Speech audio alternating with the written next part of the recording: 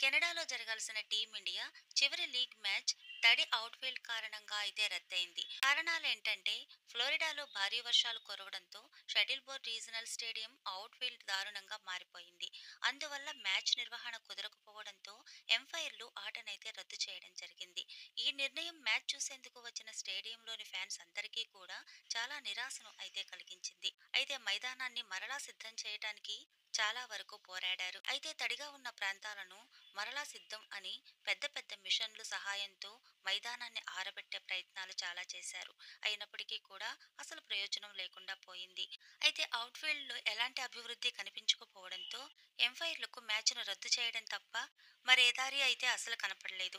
అయితే ఈ వర్షాల కారణంగా మ్యాచ్ రద్దవడంతో ఇరు జట్లకు కూడా ఒక్కొక్క పాయింట్ను అయితే కేటాయించారు. దీంతో రోహిత్ శర్మ 7 పాయింట్లతో గ్రూప్ ఏలో అగ్రస్థానంలో నిలిచింది. 3 పాయింట్లు సాధించిన కెనడా 3